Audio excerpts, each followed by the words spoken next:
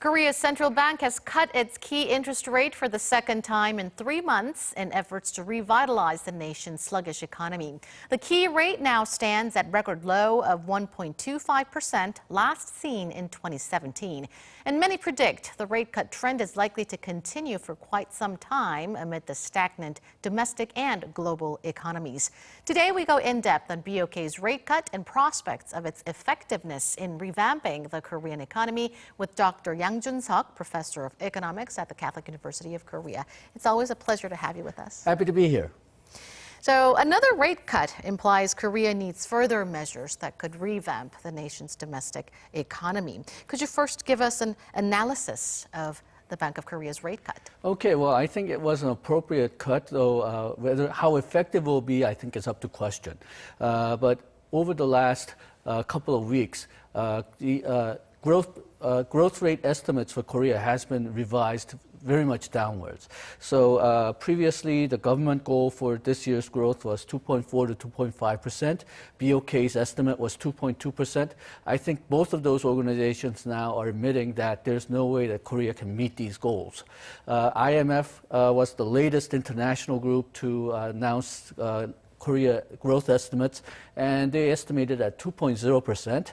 I personally think that if we get 2.0%, we'll be lucky, because given our first and second quarter growth of minus 0.4% and 1%, we would have to do as well as we did last year in the third and fourth quarter to reach 2%. And I think everybody agrees that our third quarter was definitely not as good as last third quarter. And then in addition to that, we had a scare about deflation.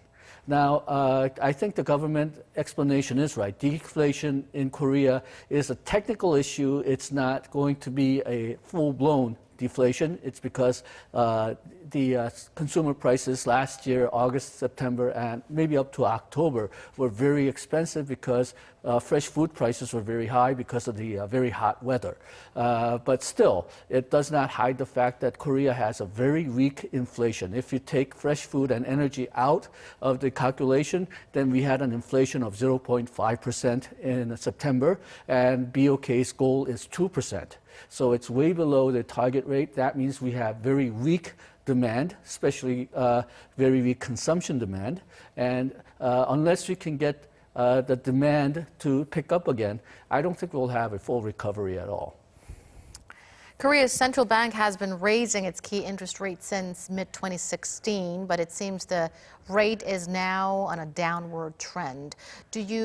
How do you gauge the possibility of further rate cut? Okay, unless we get very lucky and things turn around in the next 3 months, I think there's a very good possibility that we'll have to lower the rates even further. Now, a lot of concern over that because, well, right now we're at 1.25%, and that's the lowest that the Republic of Korea interest rate has ever gotten. So if we go 0.25% or more below that, we'll be in unexplored territory. But other countries have gone below 1%. So I don't think it's going to be a serious problem, but people will be nervous because we've never been there before. But unless the situation really turns around, I think we'll have to cut another 0.25%. And right now, I think there's some room that we can cut the rates a bit more. The reason I'm saying this is because, well, one of the reasons BOK does not like to cut rates, other than the effectiveness of monetary policy seems to be falling, is that right now the U.S. interest rate is higher than the Korean rate. We're at a interest reversal stage, and right now, in the past, the Bank of Korea has tried to keep the difference in interest rates at around 0.75%. But last August and September, Korea did not lower the rates when U.S. lowered the rates in September. Korea had an opportunity to lower the rates in August 30th, just before Fed lowered the U.S. rates, but Korea did not. So the interest differential was at 0.5 rather than 0.75%. And now, because we lowered it, it's back to 0.75%. But if the Fed, as some expect, lowers the rate again in October FOMC meeting, the rate will be back to 0.5%. That means Korea has room to perhaps do at least 1 or 2 more rate cuts if BOK feels it's necessary. So you do expect further rate cut from Yes. the BOK. Now, the big question is how effective a rate cut would be in revamping the nation's sluggish economy. And I hear there's a term called effective lower bound, which largely refers to the minimum interest rate that can help revamp the economy, if I'm not mistaken. Well, it's usually referred to as interest rate that cannot go further downward. So it's interest rate that is sort of the minimum level that the economy can reach. Now, for advanced countries, especially advanced countries which do not borrow money from other countries in other currencies, that's usually referred to as the zero lower bound. So they feel that you can go down to 0% interest rate, but when you try to go below that, it won't go further back down because, well, once you go below 0%, it means that banks are no longer giving interest. They're taking away your money when you deposit the money. So that's a lot of macroeconomists think that the 0% is a lower bound. Things have gotten so bad after the global financial crisis that Japan and Europe experimented with negative interest rates, so actually going below 0%. And right now, the consensus or the initial studies into this area seems to be that negative rates are not very effective. Now, Korea has an additional problem on top of that. Korea is, at least in financial terms, it's not a major country in the global economy. Korea borrows a lot of money in not in won, but in dollars from abroad. So that means that if Korea goes down to zero bound or the negative rate, that there might be a very rapid capital outflow from Korea because, well, investors are here to make money. And if they have to pay money to invest in Korea, I don't think they're going to stick around Korea for that much longer. So we do believe that the lower bound for Korea is larger than 0%. We're not quite sure where it is. Right now, there's a lot of concern that perhaps it's about 0.75 to 1%. But 5 years ago, when Korean interest rates were much higher, people believed that the lower bound was 2% to 2.5%. And then we've gone beyond that. So we don't quite know where the lower bound is. And once you go below the lower bound, Korea may be facing a lot of risks. So that's another reason why BOK may be reluctant to push the rates down too quickly. So although further rate cuts are expected and the rate cut trend is likely to continue for quite some time, we don't have to be too concerned about having to experiment with the below zero interest rate, not just yet. Well, not just yet. Korea, in that sense, still has some bullets left, and I think the BOK President Lee also has mentioned this, but we're at 1.25%, so if we keep on lowering the rate by 0.25%, then we have at least 4 or 5 bullets left.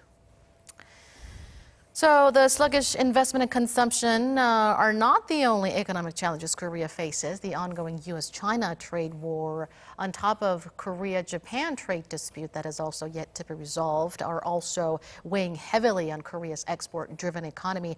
How much effect do you expect from this month's rate cut in resolving Korea's mounting economic challenges? Okay, one of the problems that the Bank of Korea has is that the effectiveness of monetary policy seems to be weakening. And this is not just in Korea, it's also in other countries as well, the United States, Europe, Japan. It used to be that when you lowered the rate by 0.25 or 0.5%, it used to have a very stimulating effect on the economy, but we don't really see that much anymore. There's no agreement on exactly why this happens, because academics are still studying it, but one possibility is that the interest rate is now globally so low that it does no longer act as a barrier for investment. So you're not considering whether how low the interest rate is when you invest. Rather, you're concentrating on, if I invest and build this factory, can I sell the goods that I make from this factory? And that seems to be why, even though we have very low interest rates, a lot of countries' investments are still very low. Now, having said that, another problem seems to be that because of this, the BOK would, I think, much rather prefer fiscal policy, government expenditures. But central banks, BOK, they only control the money supply and interest rate. They can perhaps argue politically to convince the government officials and National Assembly that we need more government expenditure, but they cannot do that directly. So they're stuck with the tools that they have, which is the interest rate. Which leads to our next question. President Moon, today for the first time this year, presided over the economy-related ministers' meeting today, and there he stressed the need for the government's fiscal expansion, as well as the need to boost investments in construction and SOC, or social overhead capital developments. Do you think we need those measures right now? Yes, I do, and it's not just me, but it's virtually all international organizations, almost all international research institutes. Now, because the effect of the monetary policy has been falling, it's up to government expenditure, tax cuts, fiscal policy to make up the slack. But most other countries, they cannot afford to increase government expenditure because their government deficit is too high, their debt to GDP ratio is too high. For example, United States and France has reached about 100% level, so their debt is about equal to their GDP. Japan, it's 230%. Korea, it's on the healthy side. We're only at 40%. So a lot of international organizations feel that Korea has room to increase government expenditure, so they should do so. And I do agree with that, but we also have to figure out how the money is spent. Korea has really expanded the government expenditure in the last 3-4 years.